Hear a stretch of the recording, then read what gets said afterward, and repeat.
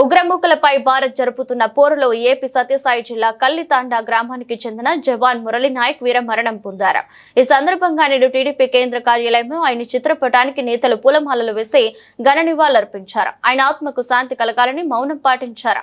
కార్యక్రమంలో పాల్గొన్న TDP polit bureau సభ్యులు వర్ల రామయ్య మాట్లాడుతూ ఉగ్రవాదులను పెంచి పోషిస్తూ అమాయకుల ప్రాణాలను బలిగొంటున్న పాక్ పీచమనచాలని దీనికి మోదీకి యావత్ భారతావని అండగా ఉంటుందన్నారు. ఉగ్రవాదంపై ఎటువంటి చర్యలు చేపట్టిన ప్రతి పౌరుడు మద్దతు తెలపాలని కోరారు. ఉగ్రవాదులపై పోరాడుతూ వీర మరణం పొందిన మురళీ నాయక్ కుటుంబానికి కూటమి ప్రభుత్వం టీడీపీ అండగా ఉంటుందని తెలిపారు. కార్యక్రమంలో టీడీపీ రాష్ట్ర ఎస్ఎస్ఎల్ అధ్యక్షులు దారు నాయక్, ఇతర నాయకులు పాల్గొన్నారు. మురళీ నాయక్ మన వీర సైనికుడు 2022లో అగ్నివీరుగా సైన్యంలో చేరటం, 4 రోజుల క్రితం వరకు కూడా నాసిక్లో అతను ఉద్యోగ నిర్వహణ చేయటం, యుద్ధం వచ్చింది, నువ్వు రావాలి, నీ అవసరం చాలా ఉంది అన్నప్పుడు అతను పరుగున బార్డర్లోకి వెళ్ళాడు. పాకిస్తాన్ ముష్కరులు ఈ టీంను చూశారు. అక్కడ వాళ్ళు బాంబులు వేయటం, ఈ బిడ్డ చనిపోవటం. మురళీ నాయక్ మన రాష్ట్రం అనంతపురం జిల్లాకు చెందిన యువకుడు.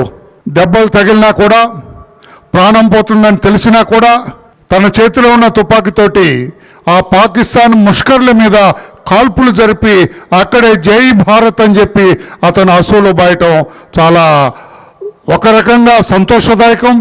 వీరోచితమైన మరణం పొందాడు.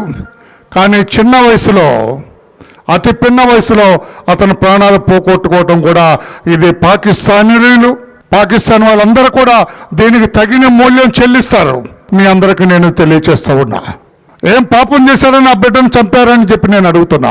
మీరు ఆ రోజున దుర్మార్గంగా మీ ఉగ్రవాదులు అక్కడికి వచ్చి వేలగాంలో ఆ యాత్రికులందరినీ చంపకపోతే, 29 మంది యాత్రికుల్ని మీరు మట్టి పెట్టకపోతే ఇదంతా జరిగేది కాదు. మా బిడ్డ ఈరోజు చనిపోయి ఉండేవాడు కాదు అని చెప్పి కూడా తెలియజేస్తున్నా. భారతీయులందరూ కూడా మనందరం కూడా ఆలోచన చేయాలా. చాలా కాలం నుంచి నేను రాజకీయాలు మాట్లాడదలుచుకోలేదు, పార్టీల గురించి మాట్లాడదలుచుకోలేదు. కానీ వారి పట్ల కొంచెం ఉదాసీనతంగా ఉండటం వల్ల, మనం కొంచెం పోనీలే అన్న ఆలోచన మనలో ఉండటం వల్ల ఈ రోజున పెచ్చు ఎగిపోయి ఇష్టం వచ్చినట్లుగా ఇంత మనం కఠినరు చేస్తే ఒక్క రోజులో పాకిస్తాన్ సంగతి తేల్చే అవకాశం మనకు ఉన్నది.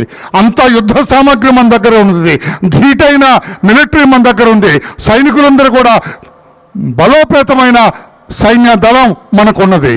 ఇప్పుడు ఈ రోజున మన ప్రధాని గౌరవ నరేంద్ర మోడీ గారు ఈ రోజున పాకిస్తానీల ఆట కట్టడానికి ఆయన నిర్ణయం తీసుకోవటం, ప్రపంచ దేశాలన్నీ కూడా మనకి మద్దతు తెలపటం, పాకిస్తాన్ వాళ్ళు చేసింది తప్పు,